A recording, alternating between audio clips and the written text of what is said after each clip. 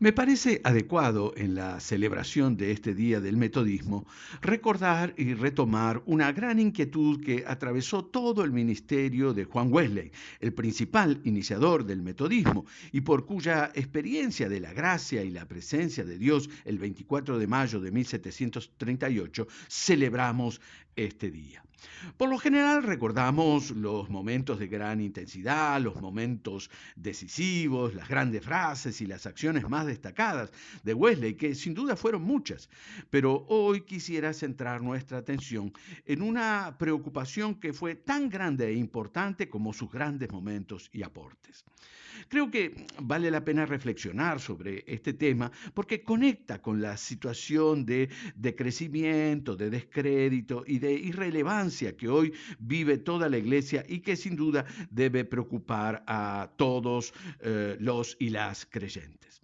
Yendo entonces a la cuestión, lo que inquietó a Wesley durante toda su vida de fe, casi con tristeza y dolor, fue notar reiteradamente cómo el cristianismo, teniendo en su seno y en su esencia un potencial y un desafío transformador tan impactante como el manifestado en Jesús, se presentaba tan incapaz de ser sal y luz de lo nuevo.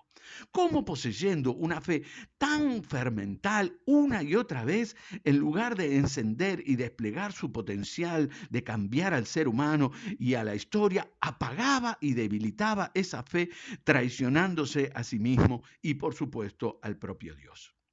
50 años después de su experiencia del 24 de mayo de 1738, Wesley convirtió esta preocupación en una pregunta con la que encabezó una de sus predicaciones: el porqué de la ineficacia del cristianismo. Allí pone de relieve dos razones.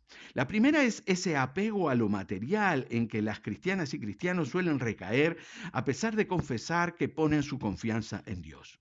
El problema es que ese apego no solo va carcomiendo la fe, no solo la apoca y empequeñece, sino que además produce una incapacidad de conmoverse con los sufrimientos, con las necesidades y angustias de los demás, que impide que la solidaridad obre para la transformación, tanto del que recibe como del que comparte.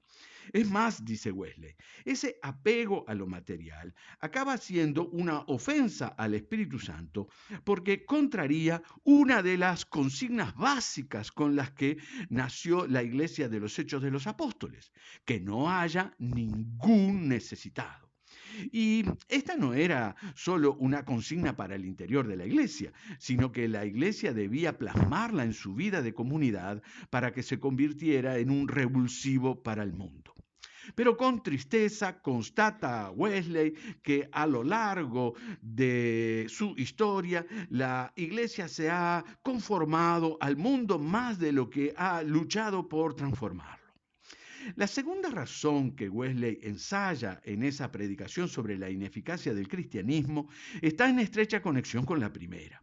Wesley la define como esa tendencia a la autoindulgencia en la que tan fácilmente caen los cristianos. Dicha tendencia no solo se opone y aparta al creyente del llamado a negarse a sí mismo, que hace Jesús como una condición necesaria para poder seguirle, sino que además acaba impidiéndonos ver y justificando lo que no está bien en nosotros, lo que nos aparta de Dios y hace daño.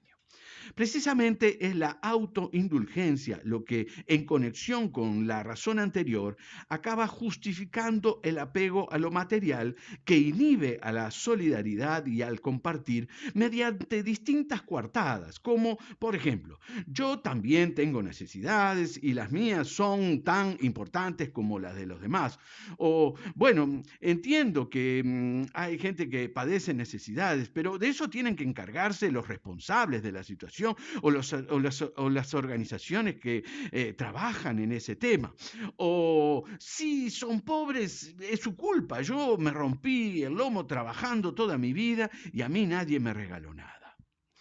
Pero esta preocupación por la incapacidad transformadora que suele verse en el cristianismo, Wesley no la agotó conceptualmente en ese sermón sobre la ineficacia que acabo de citar, sino que la recogió en una larga y apasionada predicación sobre el texto de Segunda Tesalonicenses, capítulo 2, versículo 7, que habla de un misterio que desvirtúa el proyecto de Dios y que opera en la historia.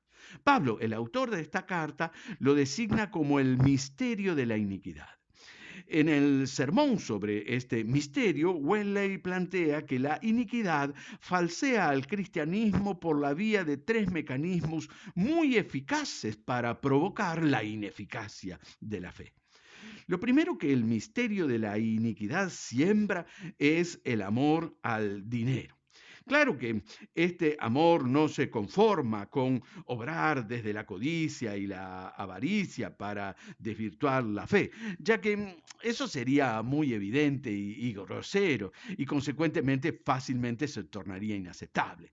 El amor al dinero se vuelve sutil bajo la idea de seguridad, como lo que nos da esa seguridad que todos los seres humanos precisamos y ante lo cual las cristianas y cristianos no somos una excepción. En efecto, el amor al dinero eleva a la seguridad a un fin último y no a una suerte de medio o de condición para alcanzar auténticos fines últimos. Del mismo modo, es ese amor al dinero lo que socialmente convierte a la propiedad privada en un derecho ante el que tienen que subordinarse y claudicar todos los demás derechos. La segunda vía a la que suele recurrir el misterio de la iniquidad para socavar el potencial transformador de la fe es el instalar la idea de que hay unas personas que son más importantes que otras, que valen más que otras. Al establecer esta diferencia, la fe queda cautiva de un doble movimiento disolvente de ese amor cuya eficacia se concreta socialmente en la justicia. Ese doble movimiento es el privilegio de unos y la discriminación de otros. Es lamentable ver, dice Wesley, cómo ese doble movimiento que conspira contra la fuerza transformadora del amor amenazó con dividir a la iglesia en su origen, con el favoritismo de los judíos en la alimentación de sus viudas compatriotas por sobre las viudas provenientes del mundo gentil. Pero donde más claramente ha quedado expuesto este misterio de la iniquidad es en la carta de Santiago, en el capítulo 2, versículo 1 al 9. Y allí dice, ustedes hermanos míos, que creen en nuestro glorioso Señor Jesucristo, no deben hacer discriminaciones entre una persona y otra. Supongamos que ustedes están reunidos y llega un rico con anillo de oro y ropa lujosa y lo atienden bien y le dice, siéntate aquí en un buen lugar. Y al mismo tiempo llega un pobre vestido con ropa vieja y a este le dicen, tú quédate allá de pie o siéntate en el suelo. Entonces están haciendo discriminaciones y juzgando con mala intención. Queridos hermanos míos, oigan esto, Dios ha escogido en este mundo a los pobres para que sean ricos en fe y para que reciban como herencia el reino que Él ha prometido a los que lo aman. Ustedes en cambio los humillan. ¿Acaso no son los ricos quienes los explotan a ustedes y quienes a rastras los llevan ante las autoridades? ¿No son ellos quienes hablan mal del precioso nombre que fue invocado por ustedes? Ustedes hacen bien si de veras cumplen la ley suprema, tal como dice la Escritura, ama a tu prójimo como a ti mismo. Pero si hacen discriminaciones entre una persona y otra, cometen pecado. Por último, el misterio de la iniquidad provoca el falseamiento de la fe por distintos caminos que este sermón al que nos referimos de Wesley solo menciona, pero a los que les presta una atención muy especial en varias de sus predicaciones. Caminos tales como el formalismo, que agota la fe en algo exterior, en algo de fachada, el puro énfasis doctrinal, que convierte al cristianismo en una fe solo creída y no vivida, o la tibieza, que vuelve al cristianismo cristiano en un casi cristiano o en un cristiano de medias tintas, que finalmente no es ni chicha ni limonada, o el legalismo, que torna al cristianismo en una religión de intolerantes que se creen que son la única vía por la cual Dios obra.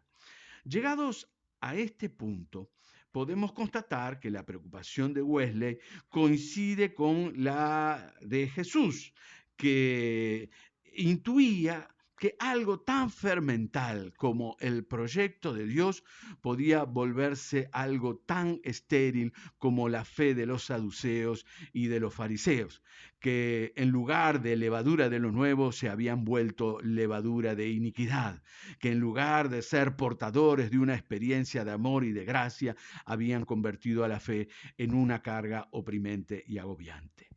Esa amenaza hace que en este tiempo de crisis, de empequeñecimiento y descrédito de la iglesia, vuelvan a resonar con fuerza la advertencia de Jesús. Cuídense de la levadura de los saduceos y fariseos.